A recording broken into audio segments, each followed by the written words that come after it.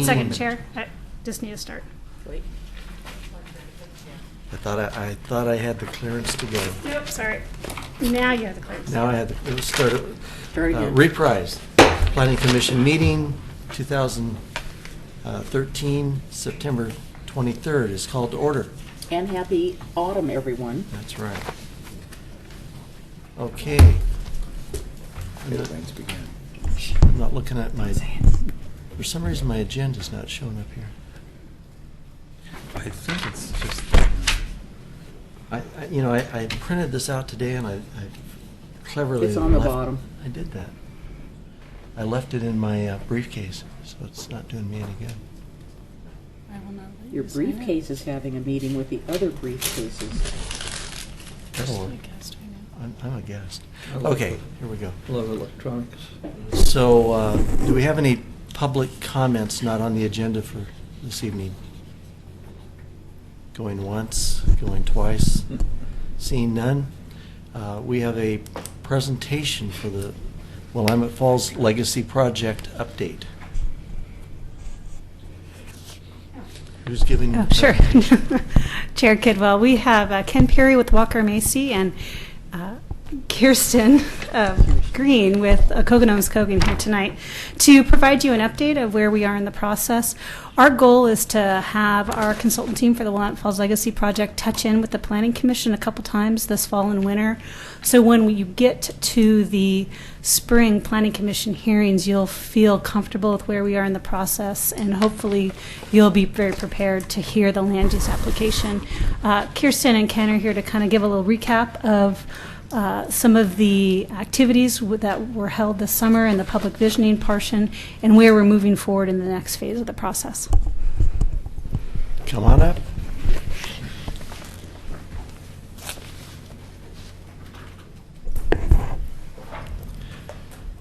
Thank you, Chair Kidwell and Commissioners. I'm Ken Perry. I'm the project manager for the consulting team working on the Willamette Falls Legacy Project. We're here to provide you, as Christina mentioned, with a quick update on the project. I'm joined by Kirsten Green with Kogan Owens Kogan, and they're heading the public engagement process, so Kirsten's going to provide you with an update after I speak.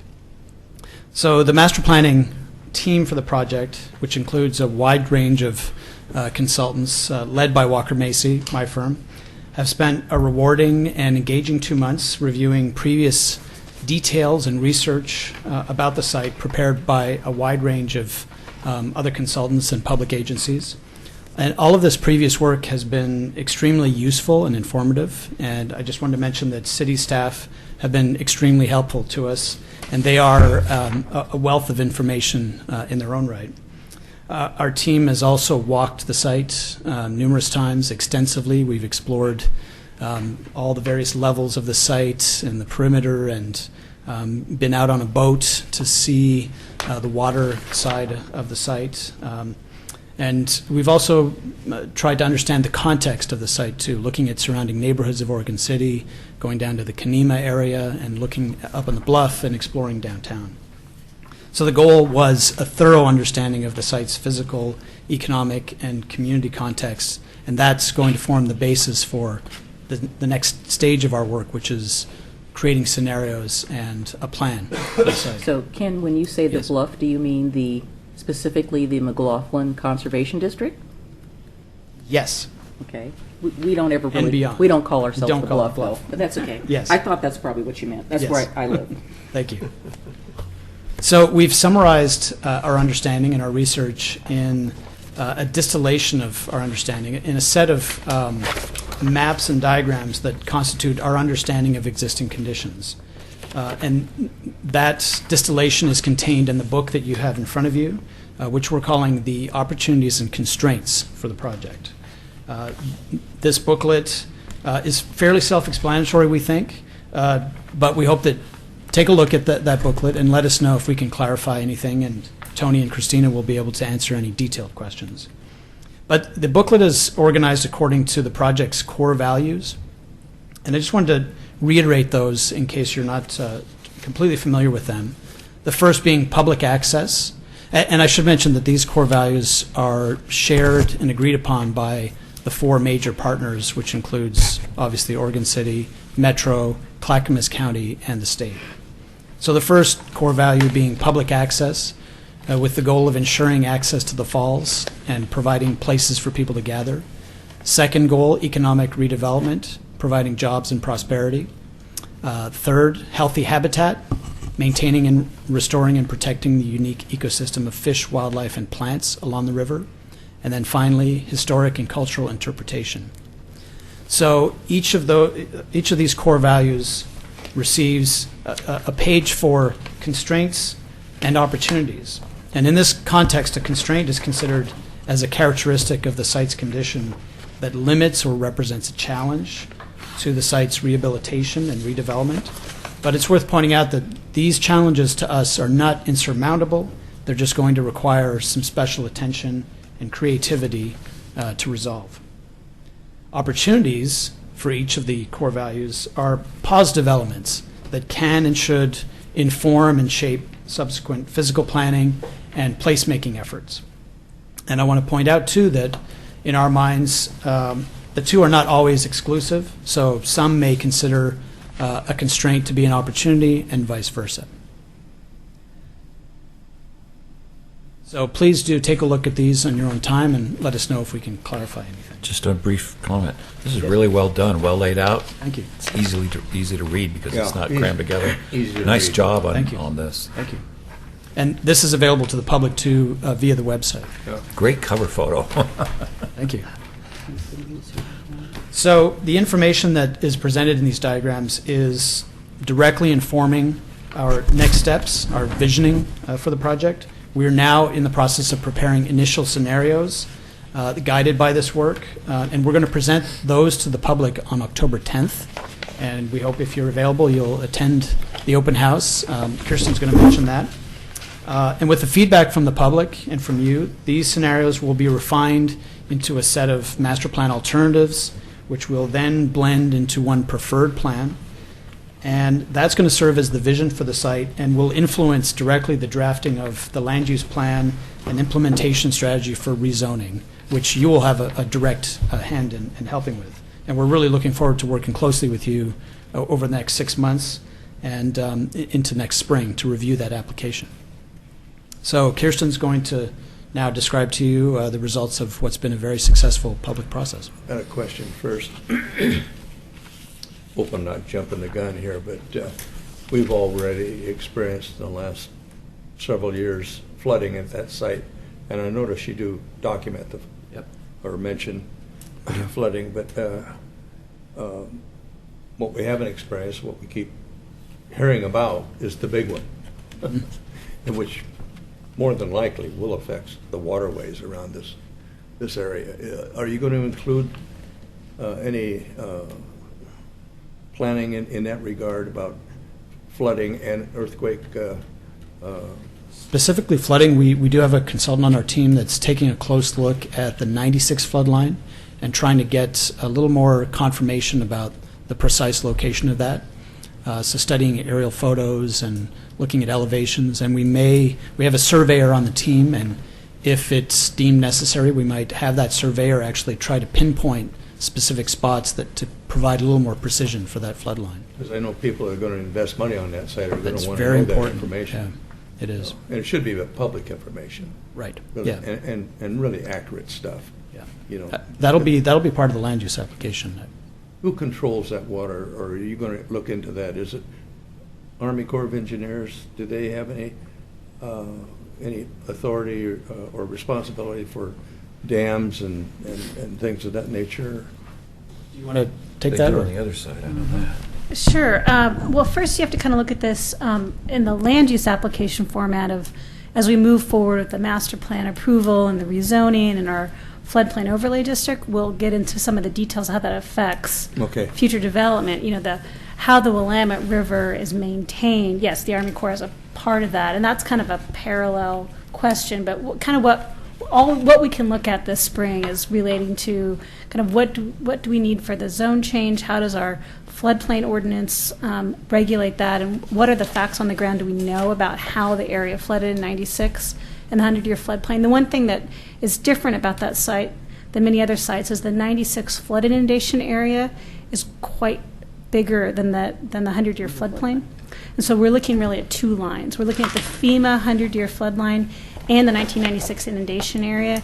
And we really start with our 1996 inundation line that was based on a kind of a working with Metro on some photo overlays. So we're doing some additional due diligence to say, is that line right? You know, how does that really affect as we move forward? And that's what Ken is kind of alluding to. And so we will get more information. We'll have more information by the time we get to the land use application of, have we learned any more, and how will that affect how this master plan moves forward?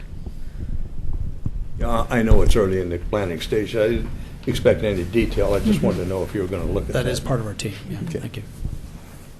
So if I may just quickly then, Mr. Chair and Commissioners, Kirsten Green here, standing in for Ellen Wyoming with Kogan Owens Kogan. Ellen is on vacation. She'll be back later in the week, but she's been before you before, and she'll be probably before you again on this project. She's working closely with Ken and the team on the community engagement side. Again, I'm Kirsten, a principal planner with Kogan Owens Kogan. So from July to September, under the project manager's leadership with Christina and Kelly and steady help from Walker Macy, you can see in the notes there, we've engaged more than 2,500 regional residents in helping construct the vision. So tonight is really, this week is really a major turning point from the vision phase of the planning process. It's pretty quick planning process from vision to concept alternatives. So I just submitted a very draft report last Friday on this vision stage, which you can see shortly. But the highlights are, the staff has presented to and discussed with more than 42 community organizations and groups ranging from Oregon City neighborhood associations to regional business and civic groups. And those have totaled more than 300 in-person conversations at a minimum, just at those on-site meetings. So if you hear of anyone that would like to host a community discussion, please let Christina or Kelly know, because they're actively still going out to community groups, presenting and collecting feedback on a one-to-one basis. We've held an interactive community event at the First City Festival on July 27th that drew hundreds of folks to look at the exhibits and give comments. More than 1,000 distinct comments at that event alone. It was at that event that the elected leadership launched the process just 2 months ago and queried more than 2,100 regional respondents through opt-in and online surveys through the city's own website.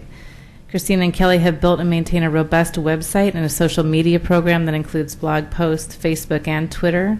They've led 11 community tours and held media briefings and tabled at 7 events. So if their stamina is commendable, now you know why. It's pretty amazing. So some key findings there just quickly. These probably won't surprise you. I think you have the sheet in front of you. We'll make this available on the website as well.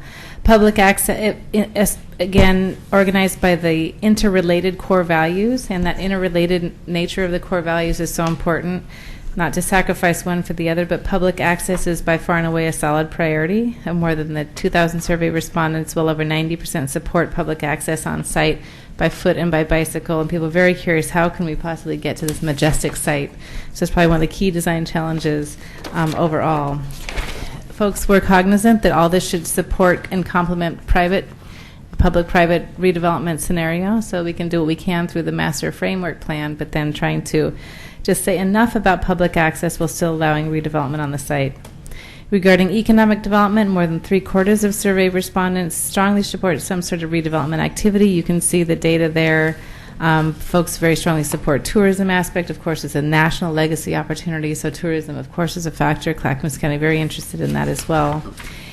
Folks did not favor big box development, was probably the only thing that popped out quite consistently.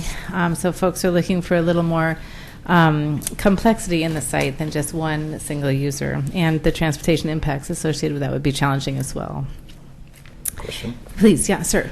I'm just looking at this. Yes. I'm just wondering, looking at the economic redevelopment, Yes. what established the difference between, I see 3 levels of ones that have potential, some that don't, and some that they say have limited reuse. What made the difference on those? The structure of the building, or? This must be in the opportunities and constraints diagram. Yeah. You're on page 7? Yeah, I was just wondering what made the difference in that. I'm sorry. No, and I'll have to turn it That- back to Ken. Yeah. That was Yeah. based on a previous report prior to I see. us working on the project that determined that there was those key buildings, and then there was a range of sort of qualities assessed to all the buildings on site. When we started to look at a building, when we did our due diligence, we went through and identified all the buildings, and then we looked at them for their historic significance, their reuse potential, and how difficult it would be to retrofit those. For example, the water treatment facility that's on the site, technically it's historically, could be historically significant. It's old enough that it could be. But then when you look at what is the reuse potential for that, it gets marked down lower. So when you start going through these buildings versus, let's say you look at the Hawley building out at the end, historically significant, potential reuse of that building is very high. And, when you start looking at what the retrofit costs are to upgrade it for seismic, provide ADA, HVAC, it's not something that isn't done throughout the region. It can be done without an astronomical significance that would make it market infeasible. So that was how those came up. It was our first look at trying to get an understanding of each of these individual buildings on the site, because what we've initially knew going in was we have about 500-some thousand square feet of buildings, and we needed some way to break them out to have an understanding of what each of these individuals buildings mean. So could that possibly mean that some of those that have very limited value be taken down and removed to open up the area? That would be our recommendation. Cool. Okay, thanks. That's what you'll see coming back to. Concurrent with this phase, Ken's been managing on his team a market consultant, so that baseline opportunities and constraints information together with the market information and the public comments will be all queuing up for the draft scenarios that you'll be seeing coming soon. So I'll just wrap up really quickly. 3/4 of respondents, again, really favor this healthy habitat aspiration, and particularly water quality and stream flows, and just knowing that the effort is supporting healthy fish and ecosystems. With respect to historic and cultural interpretation, again, favored by over 3/4 of sort of responses, people are interested in learning about pre-European history on the site, Native American communities with interest in history on the site, as well as our more current history in Oregon City and on the West Coast. For the listening public, if I may, I understand we're streaming, so I would like to just mention a couple of key dates coming up. Ken mentioned October 10th. That's another highly interactive community event. So if you can, please come share part or all of that period of time between 6 and 8 p.m. Where? At the Tumwater Room Good. at the, thank you, Museum of the Oregon Territory. That's 6 and 8? That's right, between 6 and 8. And that will be a facilitated meeting workshop, so there'll be quite a bit of some pointed questions. We'll be asking members of the public to review the concept plans and give us some feedback, pick what pieces they like best of the designs, and give us guidance for moving forward. Then also another really important event for former Blue Heron employees on October 24th. So if anyone knows anyone that would like to participate in a special event just for employees, previous employees of the site, please let Christina know. Again, that's October 24th between 6 and 8 p.m. at the same location at the Museum of the Oregon Territory. So we look forward to... What was the date again? Thank you. The October 24th is for the employees, previous employees. So are you including, All the employees, yeah. So there's some... are you including any employees prior to Blue Heron? Yes. Okay. Yeah. So we're saying if you publishers, Smurfit, Blue Heron are all invited. And where's that at? Tumwater Room as well. Same place. Same location. What's That's the right. time? 6 to 8 p.m. Okay. Try to make it easy. Both 6 to 8 p.m. Same We location. can find it's a the moot dates. point if you want. Online, yes. Thank you. It's a moot www.rediscoverthefalls.com. Museum of the Oregon Territory has been abbreviated to MOOT. But this will be very engaging, As opposed to Commissioner McGriff. So it won't be moot. Our discussions won't be moot that night. Oh, MODA, yeah. that's- Just want to let the Planning Commission know Ken and Alan need to be leaving soon, but our goal is Tony and I are going to kind of take the dais, and we're here to kind of answer additional questions you may have. And what Tony and I would like to do is kind of lay out kind of the next steps and what the land use application will be looking like, and kind of how your role as a planning commissioner will be next spring.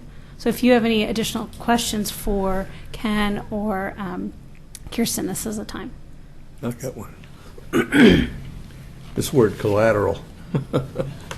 Have you given any consideration about the impact that if this develops as significantly as we all hope it will, what the effect is going to be off-site for downtown Oregon City? Because I know you're looking at the traffic access, which is kind of off-site factor, that's going to be affected. But what about the effect that this is going to have on the downtown Main Street? That looks like it might be worth looking at. Kirsten referred to the market feasibility study that one of our team members, two of our team members actually put together, and I believe that can be made available Very soon it'll be up very soon. online. And that explores some of the benefits that will accrue to downtown Yeah. by development on the site, definitely. Okay. Can I presume that each of these statements in here is kind of a compilation summarizing all those different events you've been through all summer long? And that's what I was commenting when I first made my comment. This is really well organized, they're really concise, so it looks like you've had a lot of input and tried to narrow it down to the most important parts of it, because God knows the list could probably be really long. But There is a longer report, is that? that's why I was wondering, is there a longer Yep. report? This is really concise, though. Yeah, there's So- a longer report, both versions actually, of the opportunities and constraints summary as well as the community engagement program. So yes, both are ingredients into this next set of concept alternatives you'll be seeing here very soon. Can we get that sent to us, just in a link to the Planning Commission, specifically the longer report? I'm sorry, the longer public engagement or longer opportunities and constraints? Yes. Okay. Yes, both of them are not ready yet, but absolutely, Yeah. when they get online, they will be. Yeah, that's what I'm saying, is that just send us an additional link so that we have it. I would guess I was just imagining that through all the meetings that you've had and all the individuals, you said 1,000 on that one day alone, to get it down to these basic ones, that must have taken a lot of time just to combine so many thoughts together. Great job. And so a series of hand tallies, indeed, we treat them very carefully. So there's actually quite a bit of consensus on the site. It's very powerful. I think it shows everyone that you've Yeah. really been listening. Thank you. One observation on your economic development opportunities, item D is reestablishing the historic Main Street and street grid, and that was actually one of the things when we had our session here that I had promoted. I just was curious about your thoughts, how the opportunity to bridge or get a connection across 99 might work out. That's something we're studying in more depth in this next phase of work. In fact, we're going to have a meeting next week to specifically study transportation elements and various ways of accessing the site, solutions to the fact that there's one main vehicular access to site. So I think, kind of playing off of what Robert was mentioning, I think the stronger that connection can be made, the more successful this development could be, because it'll tie those areas together. You're referring to a connection between the existing downtown. Right. and- Yeah, just so it's not an isolated island by itself. That's why we talked about making the continuing, it's probably been 25 or 30 years since I drove from Fifth all the way through the mill. Most people who've lived here less time than that have never done that. Yeah. I mean, you just don't get to do it. Right.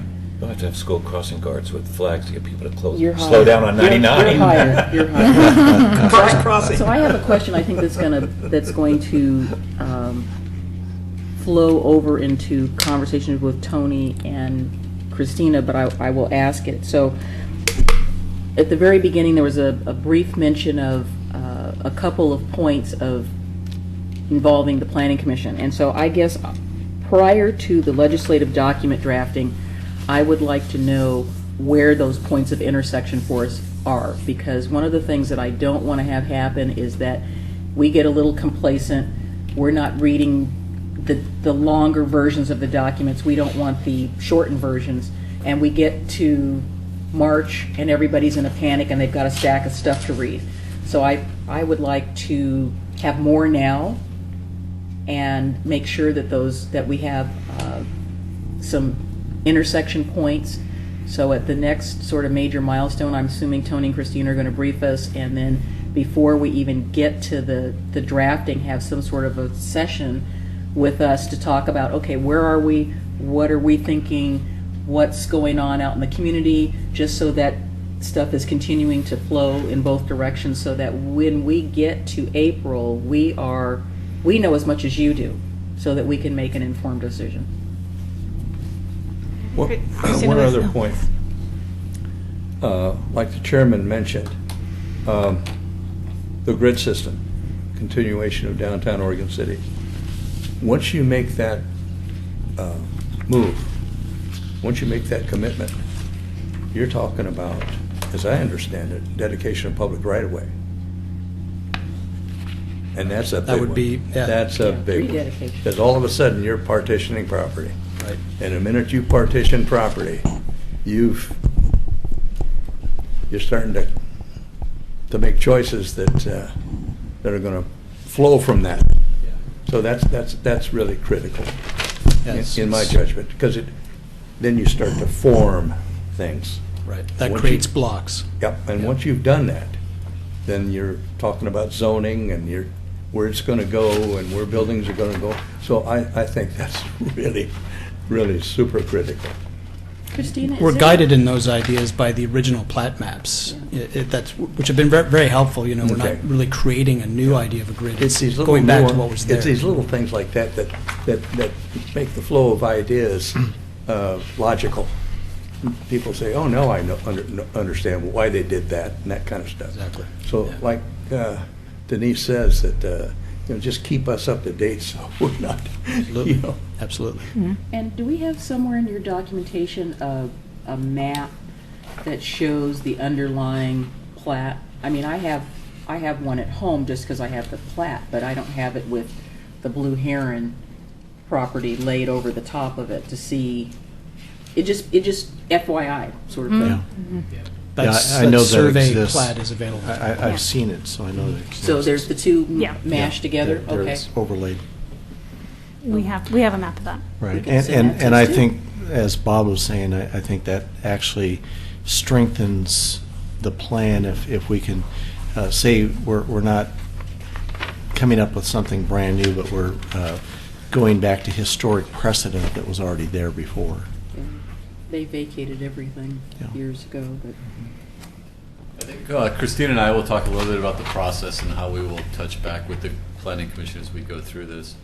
I think it's important to remember that, and we'll talk a little bit about the trustee and Eclipse and where we're at in that process, but you got to remember we're at a very high level here, and there's multiple ways to provide public access on property without dedication, and dedication may be the right way to go or it may not be. But I think we're trying to identify and address some of those larger issues that we as public agencies can address. And we'll have that conversation, and I don't think we've made a decision yet. Are we looking for dedication of property or not? Does that come later or does it come in a different form? So we're not there yet, and those are good points and very important points that we need to remember as we're moving through this, trying to make a decision on what's put forward for the commission and the city commission to consider. In my experience, we like to descend into the weeds a little bit prematurely on some of this stuff, and I hope that you can remind us to keep it at whatever altitude you need to keep us at, so that we don't. He's getting us all our very own Conversation. weed whackers. We're just gonna- Well, thank you very So, much. Thank you. Thank Appreciate you. it. Thank you. So before Christina and I get, just a couple updates on where we're at. August, was it 21st, 24th, was the overbid date. Eclipse had submitted their offer. We had till that date for an overbid to come in. An overbid was not submitted. What do you mean by an overbid? Something Anyone over what could have they- come in and overbid them by, I Right. believe, $250,000 was the minimum overbid price, so they had submitted $4.1 million. So Couldn't go some, $2. correct, Yeah. yes. No one submitted an overbid on the property, but at this point, Eclipse and the trustee have not reached an agreement nor on closing on the property. So at this point, Eclipse has asked for an additional 45 days. So we're looking at early October before we probably know anything else as to the status of the property acquisition by Eclipse. We held our first, as part of the public engagement process, you may remember from some of the presentations, there were multi-tiers, there were multiple meetings going on, public engagement going on concurrently, whether that be community conversations that we were holding, site tours, open houses, at that higher general public level. Then underneath that we had technical advisory committees. So we had the regulatory agencies meeting, trying to identify that during that first stage, opportunities, constraints, concerns. And then we also had what we refer to as the partnership group, and that's made up of by the public agencies and the trustee. So Clackamas County, Oregon City, Metro, and the state of Oregon, all who have committed staff time and financial resources to the project, as well as the bankruptcy trustee as the representative of the property owner. They make up the partnership group. And we have 2 representatives from each of the public agencies, 2 elected representatives, as well as the one of the executive team that make up the partnership group. So for Oregon City, it was Commissioner Pauly, Mayor Neely, and City Manager Frazier. For Metro, it was Councilor Collette, President Hughes, and COO Martha Bennett. For Clackamas County, it was Commissioner Smith, Commissioner Schrader, and their Economic Development Manager, shortened his title quite a bit there, Mr. Barth, Gary Barth. And then from the state, we had a representative from the Regional Solutions team, director or manager out, Mr. Bobby Lee. And then we also had Representative Barton and Senator Olson. And so they met 2 Mondays ago, and they received the same presentation you received in terms of what the opportunities and constraints that we were finding. And then that group will meet 3 more additional times as we go through this process, kind of serving as the check-in based on, like, for example, our next phase is the open house with the alternatives. We will check in with them again there. So those are kind of the multiple layers of public involvement that are going in and how we're checking in with those folks. And then I guess we could move into the process and what the Planning Commission can expect as we continue to roll towards potentially, hopefully, an April 24th Planning Commission meeting. And if you recall, there's 2 products that are being created here: a framework master plan, which is the regulatory review that would be accompanied by some type of a comprehensive plan amendment and zone change for the property. The second product is a strategy plan. Essentially, it would identify funding sources, opportunities. What are the first projects? Are there catalytic projects that we can do? Small projects at first, larger projects at first. What's the best way to keep the momentum and interest in this property and this project at the forefront? And that is also, you may recall, we've talked about building champions and stakeholders in this project, and the objective would be to have all of the partners adopt that via resolution or some other method to show the community support and buy-in by all the partners in that strategy and what's being done on this property. Serves a couple purpose. One, demonstrating that we do speak as one voice as our partnership on this. That also helps us when it goes to trying to obtain funding, especially grant funding at the state and federal level. Tony, would that be a legal document or a memorandum of understanding or a... We're still working on that. It's probably some type of, you could adopt it via a resolution. We'd have this plan, right? And it would say, here's all the ways you can fund this: philanthropic grants, resources that are available. Here are some catalytic projects, and we're still working on what that's exactly going to look like. I think there's multiple ways it could be adopted. And Eclipse would be part of that, though, wouldn't they? Well, if they're the property owner, certainly. Well, that suggests to me that they could pull out. They could. Part of the state funding that received, the $5 million from the legislature, included a requirement that the public agencies own some type of a public interest, whether it be through property acquisition or public access easement, in the public access component of this project in order to get the $5 million. Also need to demonstrate a viable financial plan for how the money's going to be invested on the site before the state will release their $5 million. So if Eclipse, whoever the property owner is, needs to realize that it's not just here's $5 million. I mean, there are things that we need to strengthen this public-private partnership in order for our resources and our funds to be available. So Public money. they certainly could walk. That's true, but that changes the conversation that we're having. And at this point, with the trustee, we continue to have very positive relationships and conversations. So they've asked for another 45 days. It was 30 to 45. They asked for additional time to Due diligence work. Essentially. so, yeah. I mean, the pressure was off with no overbid. Yep. Yeah.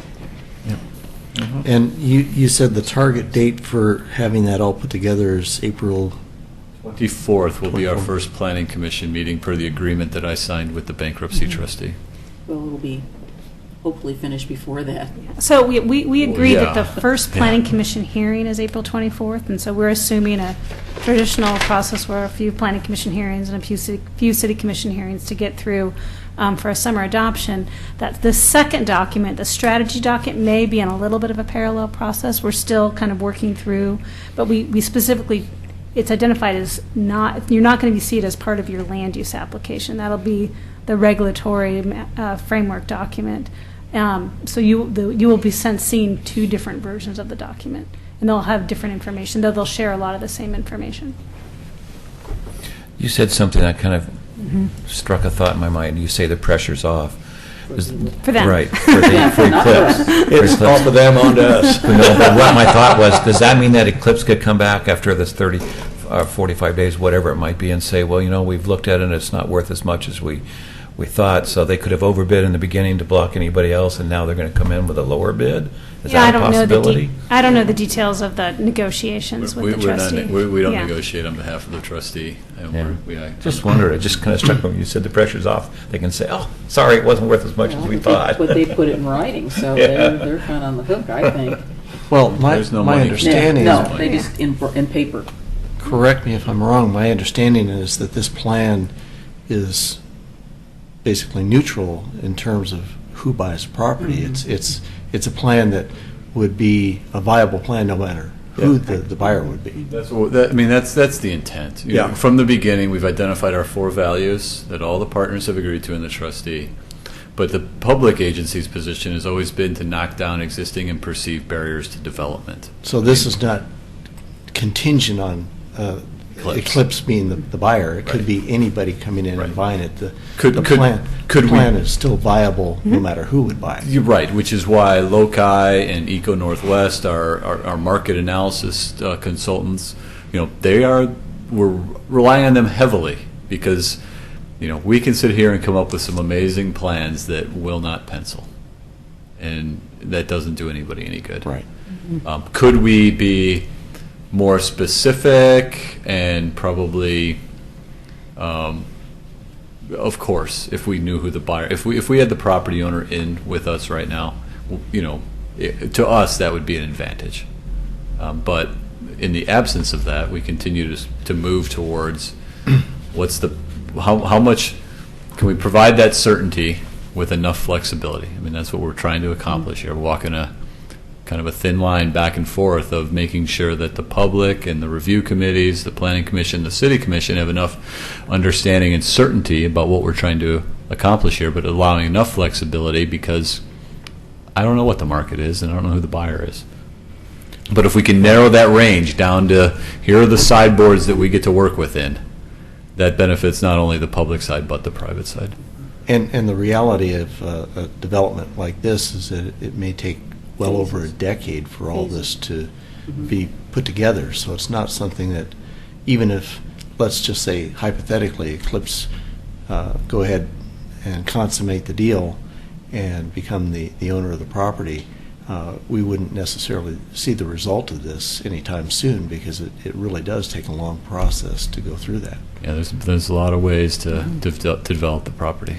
Even if you got a great plan in place, You could win the lottery and then you could just do it all at once. I think that's a great idea, except for then I'd have to buy a ticket. That's true, that's true. So, do you see an opportunity for the Planning Commission and the City Commission to talk about this in a work session prior to April? It's interesting because we're looking at how we're going to process the land use application, and we're looking at a land use application probably being submitted late January, early February. And we're the applicant? The trustees, the applicant. Oh, the trustees, the applicant, okay. But that gets into whether we do it as a quasi-judicial zone change, master plan, comp plan amendment, or a legislative act. So there's a couple of ways to do that process. So Trying to, is that not getting the cart before the horse a little bit? which part? Getting a land use application prior to the Master plan? framework master plan? That is. That is it. That is it. That will be the land use Oh, submittal. that is, okay, Yeah. that is. That's okay. why, when we talk about April, that was the date we agreed to, and then we started working backwards Okay, so on the- our public involvement process, which meant we had to have a land use decision in end of January, essentially, in order to meet our noticing requirements. Okay, and- so the application is in January. Correct. Mhm. So Late we're looking at having a final document early January. Okay. Of 2014? Correct. I think what Tony's alluding to is there are pluses and minuses of doing a legislative action and a quasi-judicial land use action. We've never done a one property legislative action, so talking to our attorneys, there's hiccups there. Sure. There's also hiccups when you do a quasi-judicial land use application dealing with, too much contact by the planning commission and the city commission before the actual hearing starts. So we're treading that water a little bit. So we're still working with our attorneys about how the best way to process this. We don't quite have the answer yet. You guys don't have to deal with 120 days on quasi-judicial, do you? Well, we don't would. because it's doing a Well, we would comprehensive not, plan no, amendment. because it'd be a comp plan amendment, which waives the 120 day, because we'd run it concurrently. But dealing with the record and dealing with conflict of interest and some of those things that you That's deal different. with in a quasi-judicial gets a little bit, and, Right. how much all this fall and winter, how involved it is prior to the land use application. So we're still working with our attorneys on the best I way forward wasn't on trying that. to suggest to make more work for you all, but this is just this is I think, a once-in-a-lifetime project. And the more communication that we have informally, no decision-making with the governing body, I think it's only to our benefit. I don't see, I see us being fairly, as a commission, fairly aligned after some of our discussions. I'm not saying we're going to agree 100%, but I'd see general alignment. And I just think it might be a good idea, even if we chatted for an hour with them, and use it as part of a broader session of other topics, and just say, hey, let's talk about this, this, and this, because we're supposed to be checking with them on a regular basis anyway. Well, I guess I would compare it to our preliminary, the sessions that we had on the TSP. Exactly. Where we were brought along with the TSP so that at the point where it was presented for us to take action on it, we didn't have to start at ground zero. We already had ramped up to the point where we were very familiar And with it. that's the good thing about a legislative process Right. is you can do that. It gets more complicated when it's Right, quasi-judicial. yeah. Yeah. I'm familiar with So do we're you- trying to. we're trying I got to be split- honest, on a quasi-judicial application, I'm not too excited about having all of my decision makers at the planning commission and the city commission in the room at the same time talking about the application.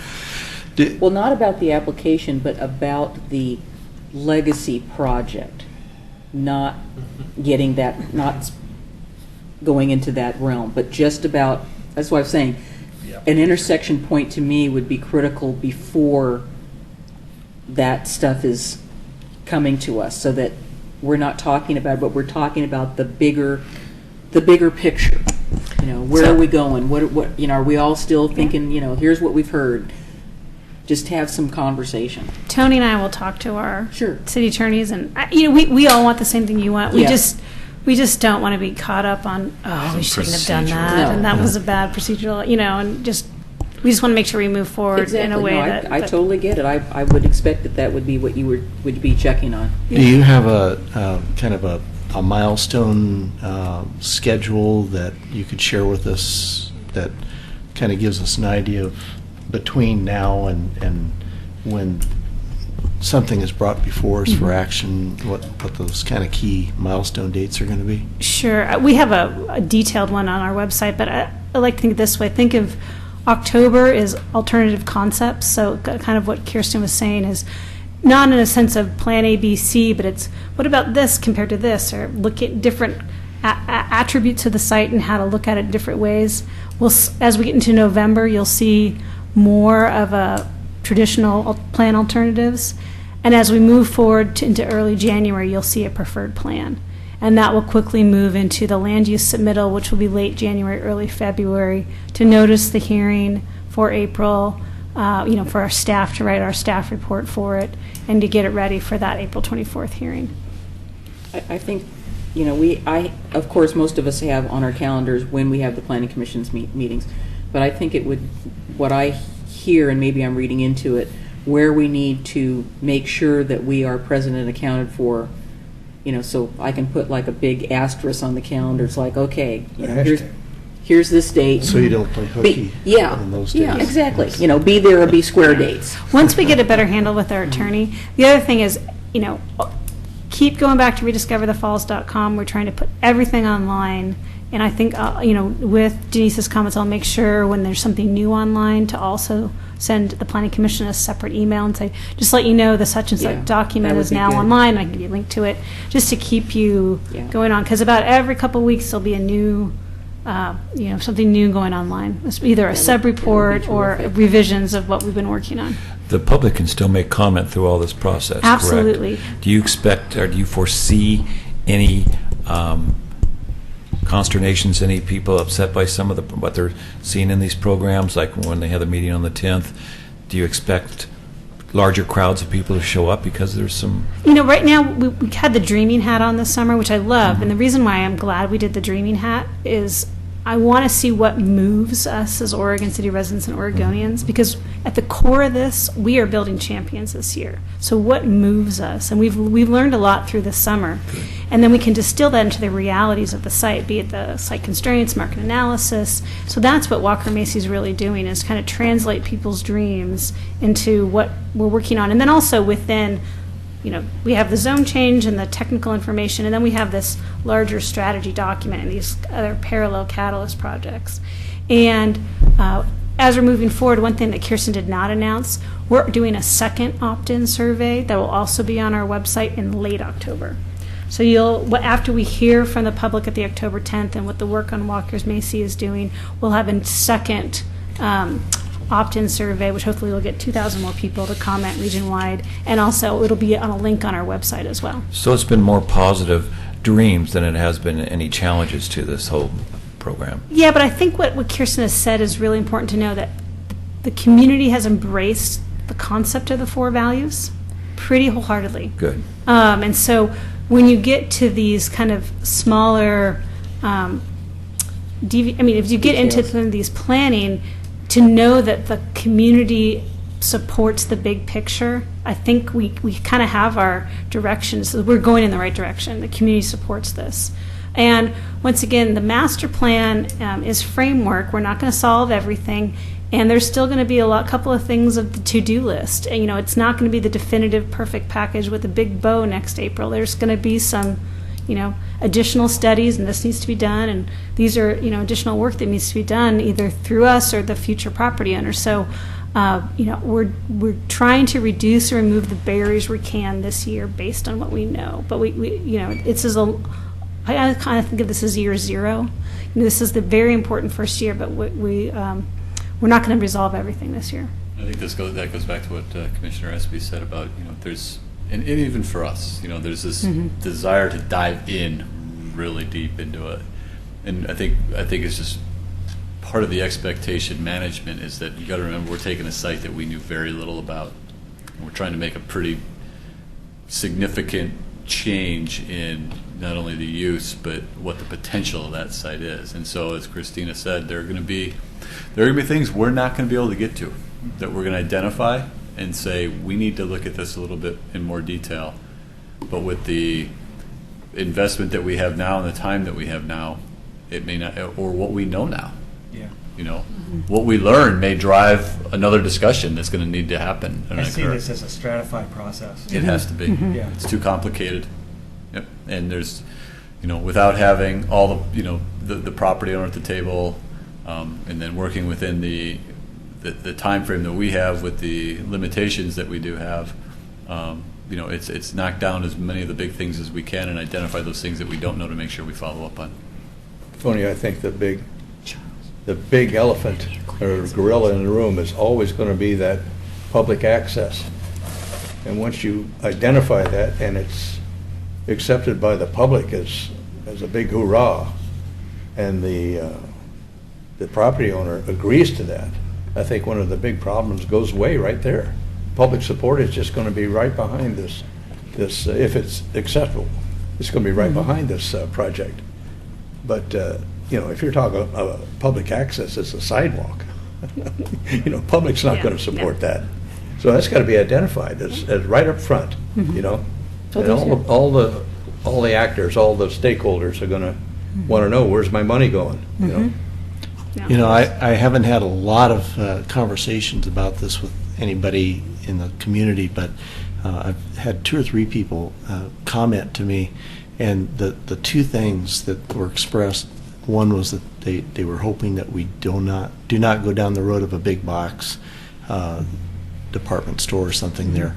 But the other thing was they were concerned, recognizing that there's financial reasons for having this partnership with Metro and the county and the state, but they were concerned about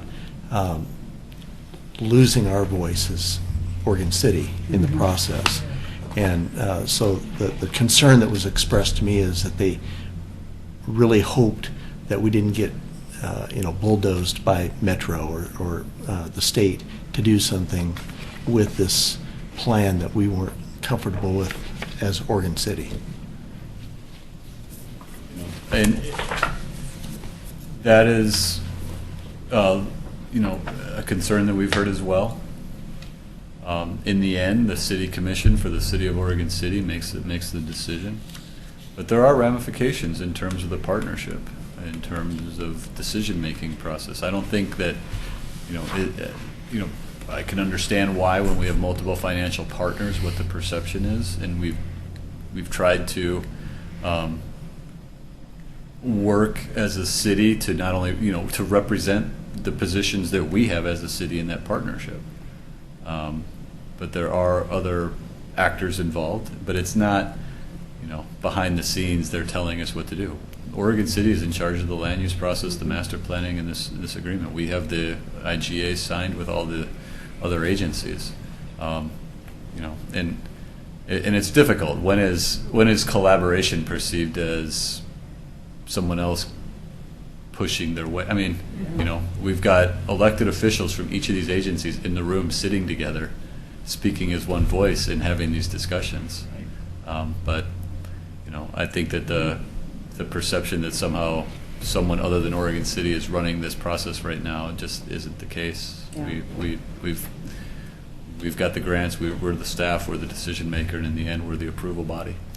Yeah, I wanted to share that because I think that is a public perception by some people that either Portland or Salem will start dictating to Oregon City what to do. Yeah, it's not And true. I don't think that's a popular idea.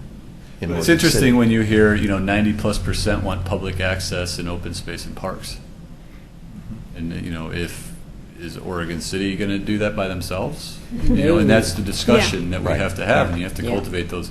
And so if the state or Metro or somebody else comes in and says, hey, we're willing to work with you to create a park here, That's you know, it's interesting, because we, like I said, we have heard these exact same things. And so we're trying to keep the partnership strong and speaking as one voice because it's able to move us to a place much quicker than we've ever been able to get to. It opens us up to additional resources that we, a city by ourselves, wouldn't be able to do. But it's still trying to represent the wishes and the desires of the community, both in Oregon City, but, you know, I think we've talked multiple times about the Willamette River and Willamette Falls. I mean, to us, this is of national significance. And you have to have On that that, larger conversation. Is there any effort to fix the locks in this process, or is No, there there's not. It's a separate It's Is that a separate, completely separate? yeah. It's Westland. We've No, definitely. it's not Westland. But it's a No. huge, I mean, water transport's a huge Yeah. thing, and that would be a huge part of that So- project. No. I In think the it- old- oh, sorry. I was going to say, I think It's a it's separate something that process we've as well. heard, Yeah. right? And I think that doing this successfully helps Yeah, lead let's- to more of a conversation Yeah. about the Yeah. locks. But in terms of scope creep, Yeah. Right. No, it's you know, not. Yeah. should we get involved with what West Lynn CET grant on the other side? I mean, we could, have we looked at a market study just for curious, the yeah. Clackamas? I mean, Yeah. so we've heard these before, but they're important, Uh-huh. but not part of this project. There There's- are, I think I've reported before, there's this process, there's the larger process that Lake Oswego's involved in with the Heritage Willamette Coalition, Falls yeah. Heritage Area, which is going to encompass a much larger effort. And then there's, within that effort, not being run by the Heritage Area Group, but there's another effort to deal with the locks, and they're all kind of running down the same Parallel paths. path, yeah, but they're going in parallel. You know, 1 week, I get stuff from the National Trust, and stuff is moving ahead with the locks, and then, of course, it's a backward process again, because now there's a different person at the Corps, and they like the locks, and the other person hates the locks, so it's just, Yeah, it's the core. it's the Corps. Then It's the let's Corps. shut down the government and make this all happen. Well, yeah, and then that'll just take care of everything. Exactly.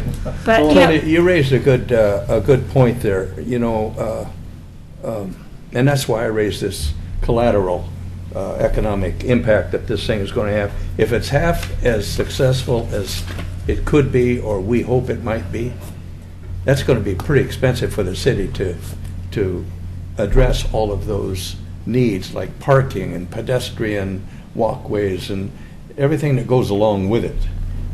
If you bring 250,000 people to that site because of public access, I mean really good public access, that's a lot of people to deal with and keep safe and from traffic hazards and things of that nature. That's going to be a big expense to the city that I don't see the state helping us out in, or Clackamas County or Metro, so. Which, you mean the public safety component of the No, long-term? just or the effects of all of the overflow of that many people crowding into downtown Oregon City. What do you do with those people? How do you accommodate them, with public services, parking and pedestrian walkways and traffic control, those kind of things, Opportunities. Well, I think the key to remember is it's not going to happen overnight. Overnight. It's not like Yeah. a park's going to open and then 250,000 people are going to show up the Yeah. next day. Yeah. It will be Not my phased. lifetime. We'll look at phased It'll happen in improvements. your There may be phases that never You're get a young built, but man. we know that they can be Oh. triggered. And we're working directly with West Lynn on their planning grant they received with Metro. They're looking at how to plan for their Bolton Arch Bridge area, some of the extra land that West Lynn Paper Company has they may want to look at. So once again, it's that same thing as the locks, the heritage area. We kind of are all planning, but we're communicating with each other to make sure that everything we do is complementary to each other. At least understood. Understood, yeah. Yeah. One thing that I would really feel comfortable with is if, I don't know if he's going to be around that long, Ed Sullivan, our attorney, one of the best in the state when it comes to land use law, guides our process to let us know when we make decisions that you're within the framework of making a decision here. It's going to be legal so that we don't make a motion outside Be sure to tell them not the to retire barriers. before then. And we're in the right process. And process means legal to me. Christine, I don't know if you've encountered it, but one of the things that I have discovered that there's a little bit of a perception in the community is that people that I have talked to assume that because Blue Heron is in operation that nothing else is going on there. And when I've been involved in discussions involving public access, I said I have made very clear to community members that Portland General Electric is still operating a facility down there. It is not abandoned, and I have tempered people's comments by saying, yes, it would be nice if we had access, but you have to remember that there is an active facility going on there, and that may preclude access to that point. So I think that's something that people they just kind of whitewashed the whole thing by saying, oh, well, nothing's going on down there, so why can't we? And I said, Right. no. You mean right now for tours or No, long-term? in the long term. Right. I said, I don't see Right. PGE abandoning their, Yeah, no. Right, their- and they will not. You No, know, facility there, so- Sullivan Plant is one of their Yeah. gems of their portfolio. Exactly. They've invested A considerable quite a bit of amount of money into that. It's a successful renewable energy hydro plant. They've invested significant money in salmon mitigation as well as lamprey. But that being said, PGE has been an excellent partner, even though they're not a formal partner. We consult with them regularly. We share information. We provide information that we have. And they see public access and education as one of the goals of their organization. And, providing public access out on their facility, they believe is achievable, provided that we account for their maintenance and safety requirements. They are an operating dam. And so we need to take that into consideration and account for it. So, correct. It's just one of those not. things- It's not like it's just there for the taking. Yeah, and that's we what need I to keep- work with yeah, our partners. And that's what I've been explaining to people. I says, it's operational, they're still working with it, it's going to be here a very long time, and don't assume that it's going to go away, because it's not. It's still part of the grid system, and it's very important historically to us. And I think more. It's not so much looking at it as if it's there or not. It's how does it get incorporated into the Incorporated, story yeah, that's told yeah. here, because it is an important story. And it's We one just need to that's- remind people that it's not an abandoned facility. Yeah, Exactly. I think having a blog post explaining PG would be good as we move forward. In October, you will actually see some of the Walker Macy work. We'll be kind of doing a little bit onto the PGE. They've already met. Good. The PGE, where the old Holly Powerhouse was, that's now that platform. They call it the dance floor, which I think is a interesting It's name. interesting They that call it they the dance call it floor, that, but yeah. they are absolutely supportive of getting the public in the long run to be able to go out onto the dance floor. So that's, to me, that's our number one goal for this site is how do we get people from 5th and Main to there? And how do we do it in a way that is an amazing open space? Yeah. So And that's always my main goal is what's our long range plan to get a public open space out there. Cool. Okay. Thank you. Thank you very much. Right. So, are we prepared to move on to our next item, which is adopting about 500 meeting minutes? Oh, no, not quite 500. I did have the observation when I saw this list that not only have we not met for a long time, but it's been a long time since I saw meeting minutes for the Planning Commission. So do we want to take these up one at a time? You can do them all as one if you'd We like. can I was do just them. under the impression, since I was new, that we Please. never had minutes. No? I have some corrections and Yeah. additions. We have actually, up until recently, we've always been about 2 or 3 behind, so this is the longest list Yeah, I've seen since it I've been is. here. So we can take corrections on each one, maybe we can do them individually. I guess, are there any that we don't have corrections for? Are there a couple, or do you have corrections in each of them, or just, like, could we do 3 of them as one and then come back and do the other ones with corrections? Let's do that. If there aren't. I have, let's see, I have corrections on January 14th.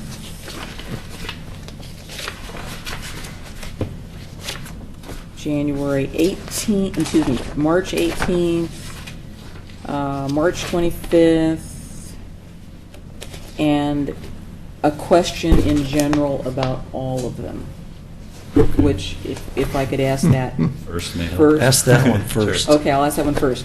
So, going back to my notes, which are not as extensive as these minutes, what I am noticing that seems to be missing in the motion, if we adopted conditions or we made revisions to conditions, there's nothing in here that indicates that on the motions.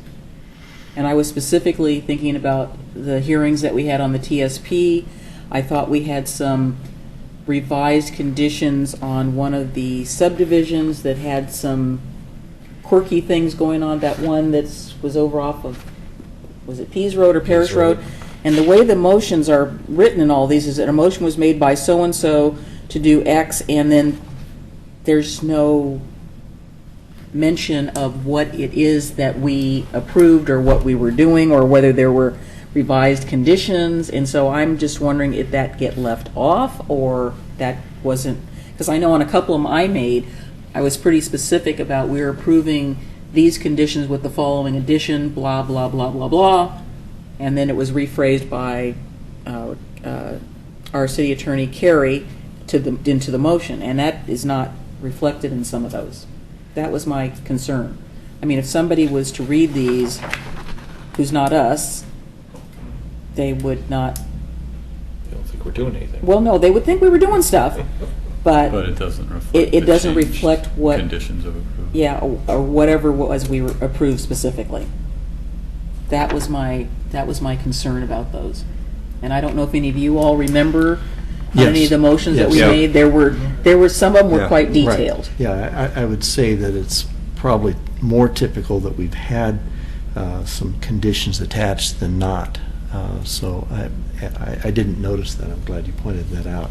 I had just assumed that this was the kind of the abbreviated summary and that someone was keeping track of those things, you know. And we do. I mean, so it's, So, how I much mean- detail do we want Well, in the no, I'm just minutes, saying that essentially? if this is reflective of the record and someone comes in and requests this, is this reflective of what decision we made? That's really my question. But I think that the minutes in combination with the report, which is the record, also would reflect that. Well, I'm hoping, but I guess it just made me, it caused me some concern when I was going through these. And like I said, going back with to my own notes that I kept at the meeting, I thought, okay, Right, and these are very brief. They're not word for word. They are not Right. verbatim. Yeah, They're not and intended I to be. So I didn't- guess the question is, could we ask could we ask for motions to be verbatim?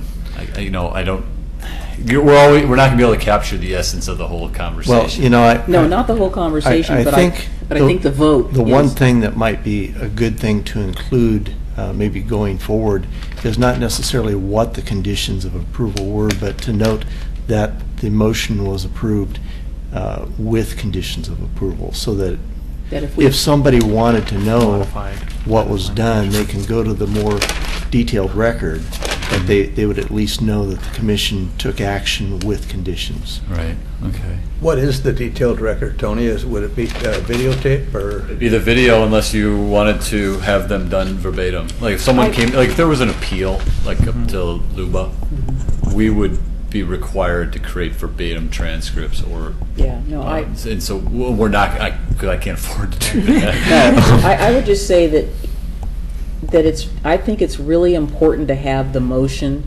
So if something was approved, that if we Amended approve something condition. as per the conditions in the staff report plus one more or whatever that was, that should be, to me, that should be reflected in the motion, and that's what we voted on and that's what was approved. Right, Because the it's- fact that Yeah. it was approved with conditions. And none of these indicate that. No. That's really, I agree. yeah. think So I that's- mean, on the that's fair. TSP specifically, I know that there were some things that we specifically modified Right. in our motion. Right, I think there were probably 2 or 3 others that I can think back that we attached some conditions to. That were not part of the original report. Right. And it's okay to say that, on whatever application, blah, blah, blah, that we approved as per the conditions listed in these, In the staff. findings and conditions in the staff report. Mhm. That should be reflected in whatever motion that And we it make. doesn't need to be Listed, but, specifically identified what the conditions were, just the fact that there were conditions. So it's something like the motion to approve with the conditions from the staff report and as amended? Would Yeah, that so- be- Or do you want what the amendment? No, I think just the fact that there were conditions and that they were amended by the Essentially, you have a commission. couple, either it was approved as, a motion was made as, to approve with conditions as identified in the staff, something like that, or the second, either approved or denied, or Right. move to approve with the conditions from the staff report as amended by the plan, so something like that, so people Right. at least know to go look. Exactly, and then Okay. those, those findings are There. we know that we made that motion that way, and they link back to the findings and conditions that we approved, so that there's always that connection between the two. Yeah, and I think it's But really. you don't think we need a verbatim? No, I think it's just like- They amended 12 to say X, One Y, one Z. additional sentence that says it was approved too with the conditions in the staff report or conditions as amended by the commission. Yeah, I mean, I'm Just so thinking. we know that what the yeah, action taken. Yeah, so I'm looking at the one just that we did on the Red Soils Master Plan. It just said the motion was made by Damon and seconded by Zach to approve CP 1201, DP 1201. But I know that we had some other specific conditions with regard to the Red Soils Master Plan that we gleaned from public testimony that we were asked to put in there, and we did. We Right. did that. And that this, again. Because I remember if we it- talked about the fence. Exactly. Quite a bit. And And I think there was that's a condition attached attached to to it. it, and that's not really reflected in that motion. The motions are pretty just, okay, we did, we came, we saw, we went. Exactly. So I don't know, fellas, do you I- guys agree with that? Or I that sounds concur. ridiculous, or? Yeah, I agree, but I would like to see we adopt the findings as outlined in the staff report with the following conditions. Use that word findings, because Yeah, I want the findings in Yeah, there. it shows The word that that- we that- made the motion that way. it shows that the planning commission did adopt findings. We're supposed to. We do what we do. So if we can do that, that would be terrific, and that sort of cleans up that. So the only thing I wanted to mention on the minutes of the 14th was that in the people who were present, I am listed as present, but then on the approval of the minutes on number 2, I'm not listed as voting on the January 14th. Approval of the September 10th minutes. Yes. And I was pretty sure I voted on those. Well, if you didn't vote, then it should identify that you abstained. Yeah, and I don't believe that I did. Do the minutes follow a zone change or anything that is forwarded to the city commission for adoption or passage? I can answer your last question, Denise. Mhm. Chair Kidwell called the meeting to order at 7:01. We immediately adopted the minutes, and it says you arrived at 7:10. Okay, then I should be listed as, oh yeah, that's right, because I had a meeting, and I was driving like a bat out of hell to get here. Yeah. So then I should be listed as abstaining or whatever. Actually, Yeah, so I think wasn't- what yeah, I Zach's wasn't saying, abstaining. Okay, yeah, then it you- should be listed that I was not you there. were late getting to that I was meeting. late, yeah. So noted. Yes, I can be late. I had called and let somebody know I was going to be So- late. It's in the record. We have in the past included minutes. We have them done in time. We have tried. And sometimes they've asked for those, sometimes they haven't. Having everything on video does help because the city commission can go back and actually just look and watch. You get that request often? It's been pretty quiet lately.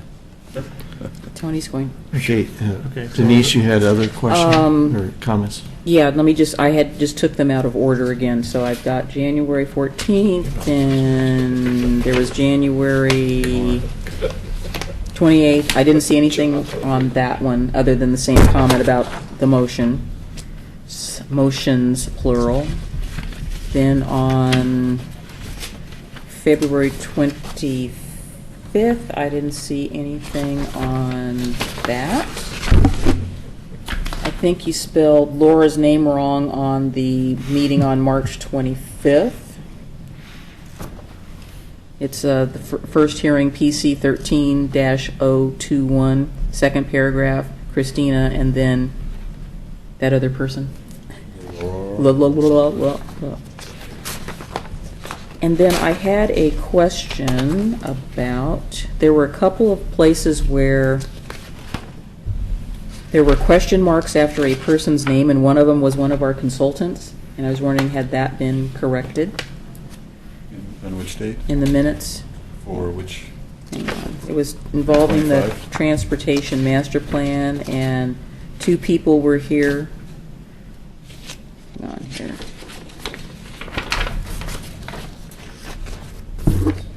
Oh. Yeah, there was one on the February 25th, sorry, on the page 3, it says Linda, and there's a big question mark after her name, so we didn't get that corrected. Linda Strohecker, I guess, is what the person's name, but there's 2 question marks as to whether they'd checked the sign-in sheet to make sure they had that the correction to her name, or, and there were a couple like that scattered throughout the minutes that there were question marks after people's names.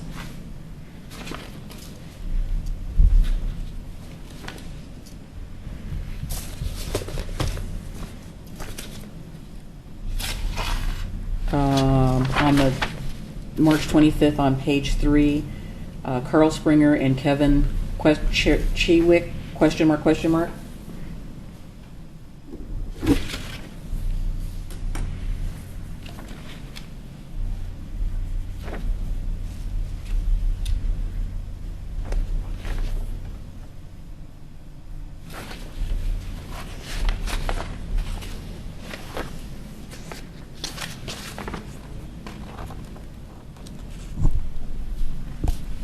So we just need to just get those people's names and they're corrected, because it looks kind of weird if you're having your minutes with question marks after people's names. So my question is, do these minutes need to come back at the next No, meeting? I think as long as you go Find back all to the- the record and Okay. find out who that, if that's how you spell Kevin's Well, last I'm name. and- asking about the motions. I think we can approve them as corrected. Okay. Right. Yeah, we Yeah, could- I agree. yeah. Okay. That they're just, that they just should be corrected, that's all. So, Yeah, that was it. any other corrections by any other commissioners? I move that the planning commission approve the minutes from January 14th to April 8th, As corrected. as corrected. I second. Do we need to mention them all? No? I think we just did. Well, he said but, Isn't inclusive. Inclusive. Okay, all From right. January In 14th brackets. through April as 8th. per the agenda. Yes, ma'am. All right. Commissioner Henkin. Commissioner Mahoney. Aye. Commissioner McGriff. Aye. Commissioner Espy. Aye. Commissioner Guile. Chair Kidwell. Aye. You. Okay. We have any communications, Tony? I was just going to provide an update. South End concept plan, we're continuing to work on that project. Staff, Pete Walter, the project manager on that, is working with our consultant team on creating what essentially will be kind of the final document with alternatives that'll be going out one more time. And then we're also starting to begin to work on the implementing code language. You will be seeing that in the near future. We're also started last Monday. We had our first sign code update meeting with the citizen advisory team. So Laura Turway is the project manager on that project, working with HerbsWorks, or Enviro Issues, and so we've kicked that off as well. There will be an open house coming up later as we continue through that process. So those are, along with the Willamette Falls Legacy project, the larger kind of long-range planning projects that we're working on right now with staff. We continue to still have our current planning that continues to How many pre-apps come do in. you guys do on a month? roughly? We're probably, we hold them, we have pre-apps twice a week. I'd say maybe every other week. Schedule. But it's coming and going. It's been a little slow lately. It's certainly not book solid like Right. it used to be. Right. Yeah. So, if we do, 2 to 6 a month, Mhm. smaller stuff. A Partitions, lot that kind of thing. a lot of additions to existing businesses on the commercial side, and then we're finally starting to burn through all the inventory of platted lots that we've had. So it's taken multiple years, but we're finally starting to kind of see that inventory be built out. So we expect to kind of see a little bit of an uptick probably in land use applications for subdivisions again here in the near future. That's kind of frightening, actually. We have a lot coming in the marketplace. Tony, what's happening down at the brewery down there by the bridge? Some, The brewery? Oh, Behind Larry. McMinimans? No, we're talking Oh. about Larry's, the property right at 7. Bridgeview. Yeah, Bridgeview. Yeah. He received, the property owner received a Metro matching grant for their storefront improvement, their program, and he's moving forward with a minor site plan for that new exterior Oh. storefront, and his long-term goal is to get a brew pub restaurant on there. And maybe to keep some of his business, the beer brewing business, or he may leave. He's Yeah. not too sure about that yet. Mhm. But, yeah, so we're moving forward. That minor site plan was approved last month, and now they're in construction. And I say, hallelujah. It's been 25 years in the making. I would be, Zach, not to put you on the spot, but I would be interested in hearing your perspective on your first meeting on the sign. There was a lot of signing professionals there. Yeah, I heard. That was my initial impression. And that being said, they would like signs to be bigger and flashier. I also heard that through the grapevine. But that's really about it. I mean, it was really an introductory meeting, and